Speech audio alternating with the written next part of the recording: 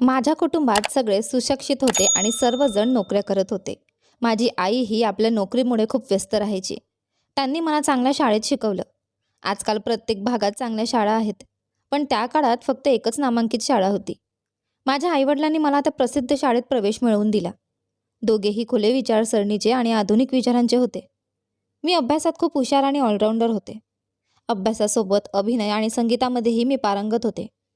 माझ्या आईला गाण्याची खूप आवड होती, त्यामुळे त्यांनी शाळेनंतर गायन वर्गातही माझा प्रवेश घेतला. माझे बाबा कधीही माझ्या इच्छेला नाही म्हणत नव्हते. त्यांच्याकडून मी खूप काही शिकले. त्यामुळे शाळेतील सर्व कार्यक्रमांत मी भाग घ्यायचे. नाटक, वादविवाद, गायन सर्व ठिकाणी मी बक्षिसे मिळवली. मी शिक्षकांचीही आवडती विद्यार्थिनी होते. शाळेनंतर मी कॉलेजमध्ये प्रवेश घेतला. तिथेही मी नाटकांसह जवळपास सर्वच उपक्रमांमध्ये भाग घेतला. माझ्या कॉलेजमधील प्राध्यापकांनी मला खूप प्रोत्साहन दिले. माझी आई आकाशवाणीवर कार्यक्रम देत असे, त्यामुळे मीही त्यांच्यासोबत मुलांच्या कार्यक्रमांमध्ये भाग घ्यायला लागले. मोठी झाल्यावर मला मोठ्या कार्यक्रमांमध्ये सहभागी होण्याची संधी मिळाली. मी कॉम्पिअरिंगही करू लागले. थोड्याच दिवसात जयपूर शहरात दूरदर्शन सुरू झाले. मला तिथेही जाण्याची संधी मिळाली. आकाशवाणीवर न्यूज रीडर म्हणून माझी निवड झाली. मी शिक्षणाबरोबरच दूरदर्शनसाठी न्यूज रीडर आणि नाट्यकलाकार म्हणून मुलाखत दिली आणि दोन्ही ठिकाणी माझी निवड झाली. आई वडील खूप आनंदी होते, परंतु त्याचवेळी वडील डिप्रेशनमध्ये गेले आणि त्यामुळे त्यांचं बाहेर जाणं येणं कमी झाले. आता आईला माझ्या लग्नाची खूप काळजी वाटू लागली. माझ्या MA प्रिव्हियसच्या परीक्षेचा निकाल लागल्यावर मी चांगल्या गुणांनी उत्तीर्ण झाले. मग आईचा माझ्या लग्नाच्या तयारीसाठी हट्ट वाढू लागला. आताच पाहायला सुरुवात करू, तरच चांगला मुलगा मिळेल. शोधायला 2 वर्ष लागतील, असं त्या प्रत्येकाला सांगत होत्या. मला समजलं नाही, पण बाबा डिप्रेशनमध्ये असल्यामुळे आईलाही डिप्रेशन आलं होतं आणि मी ते ओळखू शकले नाही. माझ्यात काहीही उणीव नव्हती. रूपही चांगलं होतं. अभ्यास आणि उपक्रमांमध्येही मी पुढे होते. शिवाय आईने मला घरकामातही तरबेज बनवलं होतं. नातेवाईकांनी एका तरुणाची माहिती दिली, जो प्राध्यापक, लेक्चरर होता, पण त्यांचं कुटुंब खूप मागासलेलं होतं. बाबा त्याला पाहायला गेले आणि त्यांना तो अजिबात पसंत पडला नाही. आईला मात्र हे पटेना. त्या म्हणाल्या, लग्नानंतर सगळं ठीक होईल. कॉलेजमध्ये प्राध्यापक आहे, त्याहून अजून काय हवं? त्या काही दिवस नाराज राहिल्या, पण मग बाबांनी स्पष्ट सांगितलं, मुलगा इंग्रजी माध्यमातून शिकलेला नाही. त्याची बदली सतत लहान ठिकाणी होईल. निधीला त्रास होईल. यावर तो विषय संपला आणि तो प्रस्ताव माझ्यापर्यंत पोचलाही नाही. यानंतर कुणीतरी आईला सांगितलं की सरकारी कॉलेजमध्ये एक चांगला लेक्चरर आहे. मग आई वडील दोघेही त्याला पाहायला गेले. मुलगा खरंच चांगला होता, रूपानेही आणि गुणवत्तेनेही, पण त्याचे कुटुंब अत्यंत मागासलेले होते आणि हे बाबांना अजिबात आवडले नाही. पण आई माझ्या मागे लागली. मुलगा शिकलेला आहे, बाहेर गेल्यावर स्मार्ट होईल, असं त्या उदाहरण देऊन समजवू लागल्या. शेवटी बाबांनी म्हटलं, ठीक आहे, लग्न करू, पण मुलीला MA पूर्ण करू द्या. मात्र मुलाच्या कुटुंबाने याला नकार दिला. 1 महिन्याच्या आत लग्न करावं लागेल, नाहीतर नाही, असं त्यांनी ठाम सांगितलं. बाबांना यात काहीतरी गडबड वाटली, त्यामुळे ते तयार होईनात. पण आई म्हणाली, मुलाच्या घरच्यांचं ऐकायलाच हवं. त्या ठाम राहिल्या. मुलगा मला आवडला होता, पण त्याच्या घराण्याबद्दल मी समाधानी नव्हते. आईने तिच्या माहेरच्या लोकांनाही हे सांगितलं. त्यामुळे मामा आणि नानीही यात सहभागी झाले. मामांनी मुलगा पाहून म्हटले, हा तर हिरा आहे, अशा मुलाला हातातून जाऊ द्यायला नको. तेव्हा बाबा म्हणाले, पहा, ते लोक मागासलेले आहेत. आमची निधी आधुनिक विचारांची आहे. तिला हे सगळं मान्य होणार नाही. आई म्हणाली, अरे, मुलगा नावाजलेल्या कॉलेजमध्ये शिकलेला आहे. सध्या तो आई वडिलांचा ऐकतो, पण पुढे बदलून जाईल. तुम्हीही तर गावाकडचे होतात, पण आता किती बदलला आहात. माझ्या घरी सगळे खुले विचारांचे होते. तसंच माझ्या आत्या, बाबांची बहीण सासरीही असंच वातावरण होतं, पण सगळी मुलं शिकून मोठ्या पदांवर गेली आणि बदलली. मनीषाही बदलेल. मामा आणि नानीच्या खूप आग्रहाने बाबांनी शेवटी मोठ्या मनाने होकार दिला. पण त्यांनी सांगितले, मी 1 महिन्यात तयारी करू शकत नाही. यावर सगळे म्हणाले, ओहो, आम्ही आहोत ना, आम्ही सगळी तयारी करू. बाबांना मग नाईलाजाने मान्य करावं लागलं. लग्नाची तारीख ठरली. तयारी सुरू झाली. मी त्यावेळी फक्त 20 वर्षांची होते. मला नीट समजायच्या आधीच सर्व घडत होतं. मला वेळही दिला गेला नाही. एकदा जेव्हा आम्ही साखरपुड्यासाठी अंगठी खरेदीसाठी बाजारात गेलो, तेव्हा मनीष आणि त्याचे कुटुंबीयही आले. तेव्हा माझी मनीषशी प्रत्यक्ष ओळख झाली आणि मी लगेच समजले की त्याच्या संपूर्ण कुटुंबाची विचारसरणी अत्यंत मागासलेली आणि जुन्या चालीरीती पाळणारी आहे. तेव्हापर्यंत बाबा देखील हे ओळखून होतेच.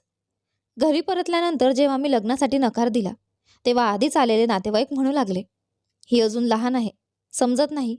कार्ड छापून आले आहेत, जेवणासाठी आगाऊ पैसे भरले आहेत. आता काही होऊ शकत नाही. लग्न करावंच लागेल, नाहीतर खूप बदनामी होईल. मला एका क्षणासाठी वाटलं की मी घरातून पडून जावं, पण बाबांबद्दल विचार करून तसं करू शकले नाही. 2-3 दिवसांनी समजलं की माझ्या होणाऱ्या सासऱ्यांचं वागणं खूप विचित्र आहे. बाबांची त्यांची काही चर्चा झाली होती आणि त्यानंतर बाबा खूप अस्वस्थ दिसत होते. घरातील मोठ्यांनी त्यांना समजावलं, असं लग्नात थोडंफार होतच असतं, त्याकडे दुर्लक्ष करा. माझं मन खूप दुखावलं होतं. मी रडू लागले. मामा आणि नाना म्हणाले, तू आम्हाला शिकवतेस का? वेळ येईल तेव्हा सगळं ठीक होईल. पण बाबा म्हणाले, यात काहीतरी गडबड आहे. नाहीतर आपल्या सुनबाईचा गृहप्रवेश आपल्या घरी झाला असता, धर्मशाळेत नाही. लग्नानंतर मला पहिल्याच दिवशी सांगण्यात आलं होतं की मला घुंगट घालावाच लागेल.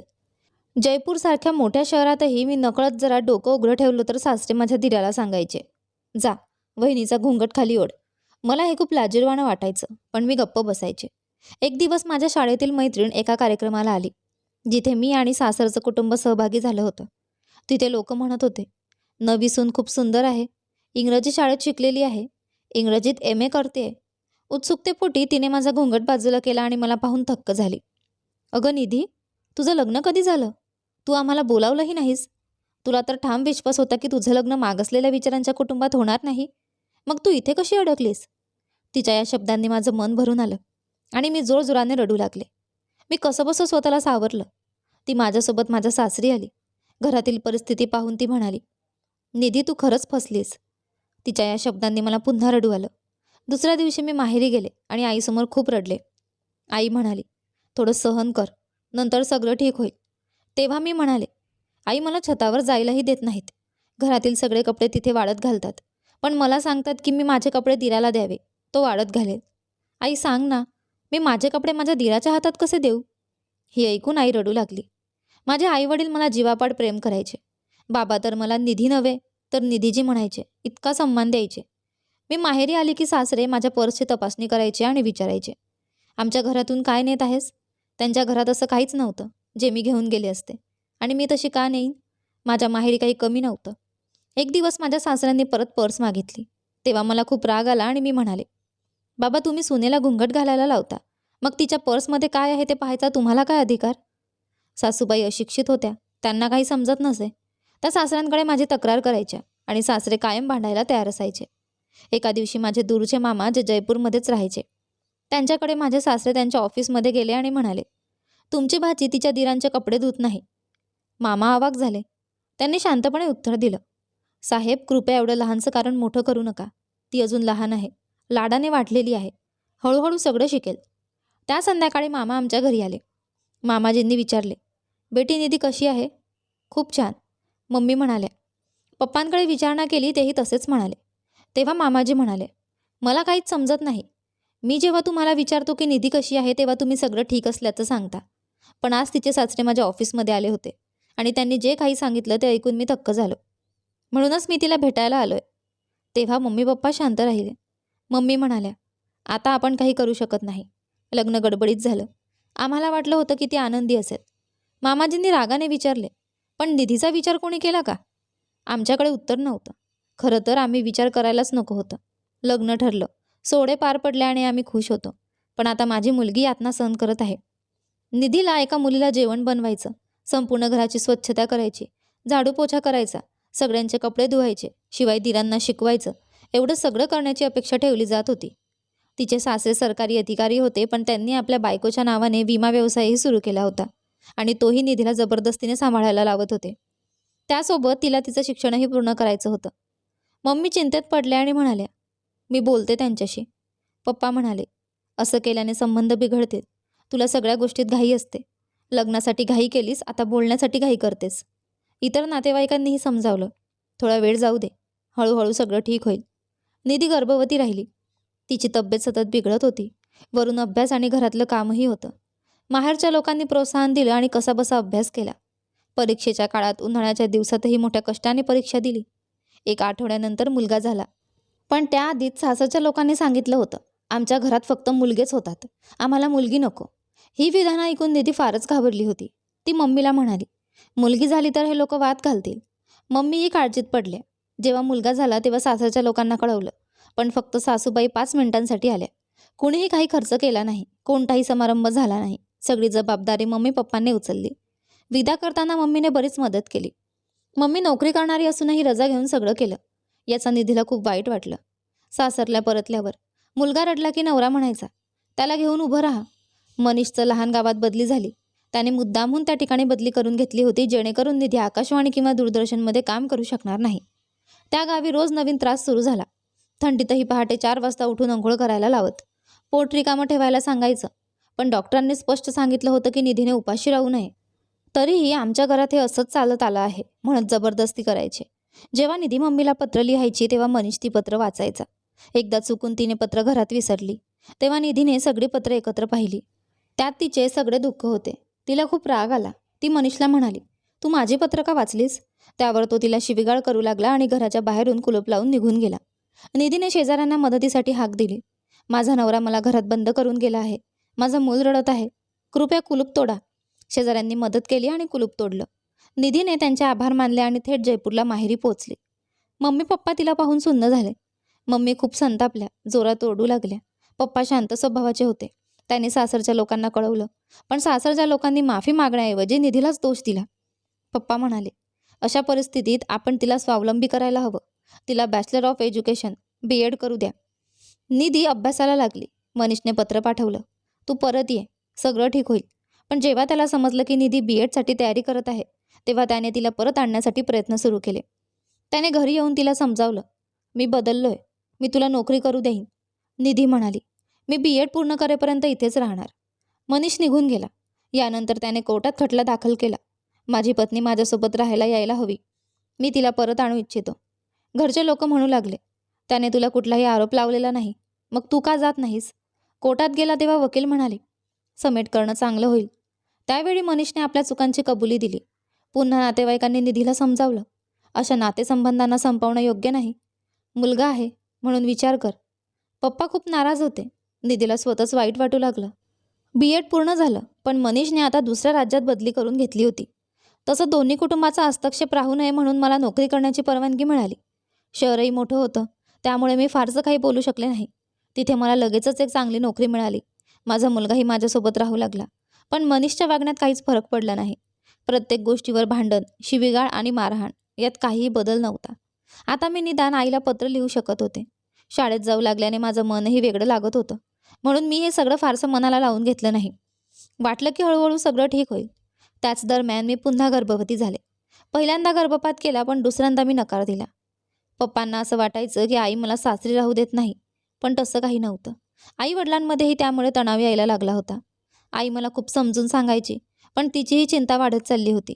मला नोकरी करण्याची परवानगी दिली असली तरी माझ्या पगाराचा हिशोब जॉईंट अकाउंटमध्ये जात होता आणि ते काढण्याचा अधिकार फक्त मनीषकडे होता. तो सगळी रक्कम उधळायचा आणि मला गरजा भागवण्यासाठी त्याच्यासमोर हात पसरावे लागत. घराचा सारा खर्च माझ्या पगारातून चालायचा आणि मी काही बोलले तर मोठं भांडण व्हायचं. जेव्हा प्रसूतीसाठी वेळ आली तेव्हा मी माहेरी आले. माझ्या आईवडिलांनीच सर्व खर्च केला. आता आमच्या कुटुंबात 4 सदस्य झाले होते. याच काळात पप्पांचा मृत्यू झाला. आई शिक्षित आणि सक्षम होती, पण भाऊने घराची सर्व सूत्र हातात घेतली. आई हळूहळू नैराश्यात जाऊ लागली. मी तिला समजावत म्हणाले, माझी काळजी करू नकोस, मी आहे ना, तू स्वतःला सावर. आई हळूहळू ठीक होत गेली. माझ्या दुःखाविषयी मी कधीच सासूशी बोलले नाही, पण मनीषचा त्रास वाढतच गेला होता. त्याच्या सततच्या बदलत्या बदलीमुळे माझ्या आयुष्यातही उलथापालथ होत राहिली. अनेक वेळा कठोर निर्णय घ्यावे लागले. जिथे जाई तिथे मला सहज नोकरी मिळायची, म्हणून मी स्वतःला कामात गुंतवून घेतलं. मनीष मात्र तसाच राहिला. अजूनही झाडू का लावला नाहीस? अजून केस का ओले आहेत? तुला काहीच संस्कार नाहीत? तुझ्या आईने तुला काही शिकवलं नाही का? अशा गोष्टी त्याच्या तोंडून रोज ऐकाव्या लागत. मी आता 40शी पार केली होती, पण त्याच्यासाठी मी अजूनही एक अयोग्य पत्नीच होते. तुझ्या आईने तुला काही शिकवलं नाही म्हणून तुझ्यात काही संस्कार नाहीत, असे तो आजही बोलतो. आता माझ्या मुलाचं लग्न जवळ आलं आहे, पण मला अजूनही रोज पहाटे उठून घरकाम करावं लागतं. न्हावून घेऊन स्वयंपाक करताना पूर्ण घामाने भिजून जायचं आणि मग शाळेत जायला उशीर व्हायचा. पण हे सगळं त्याला कधीच जाणवलं नाही. आता माझी मुलं मोठी झाली आहेत, तरीही मनीष म्हणतो, माझ्या पैशांवर जगतेस, लाज नाही वाटत? आणि मला घरातून निघून जाण्यास सांगतो. पण मी आता कुठे जाऊ? माझ्या मुलांचं शिक्षण सुरू आहे. त्यांना सोडून मी निघून जाऊ शकत नाही. त्यांना आईची गरज आहे आणि मलाही जबाबदाऱ्या पूर्ण करायच्या आहेत. त्यांच्या शिक्षणाचा सारा खर्च मीच उचलते. तरीही तो मला अपमानित करत राहतो. समाजाला मी घाबरत नाही. त्याला जे वाटेल ते म्हणू दे. मला फक्त माझ्या मुलांचं भविष्य सुरक्षित करायचं आहे. कोर्ट केस, घटस्फोट हे सगळं मुलांच्या भविष्याला धक्का लावेल. म्हणूनच मी अजूनही तिथे राहते. एकदा माझी मुलं स्वतःच्या पायांवर उभी राहिली की मी वेगळं होण्याचा विचार करेन. पण तो क्षण केव्हा येईल हे काळच ठरवेल. लोकं म्हणतात आता असं कुठं होतं? शिकलेल्या आत्मनिर्भर मुलींशी असं वागणं कोणीही सहन करत नाही. पण मी त्यांना काय सांगू? आजही समाजात अनेक मुली अशा आहेत ज्या रोज रक्ताचे अश्रू गाळतात, पण बाहेर मात्र हसऱ्या चेहऱ्याने जगतात. त्या मुलींमध्ये मीही एक आहे. जोपर्यंत समाजाची विचारसरणी बदलत नाही, तोपर्यंत मुलींची अशीच तडफड होत राहील का? तुम्हाला काय वाटते कमेंट करून नक्की सांगा. ही कथा तुम्हाला कशी वाटली कमेंट करून नक्की सांगा. कथा आवडली असेल तर व्हिडिओला लाईक करा. तुम्ही चॅनलवर नवीन असाल तर सबस्क्राईब करा. आणि हो, नोटिफिकेशन बेल नक्की दाबा, जेणेकरून येणाऱ्या पुढील व्हिडिओचे अपडेट तुम्हाला सर्वात आधी मिळेल. धन्यवाद.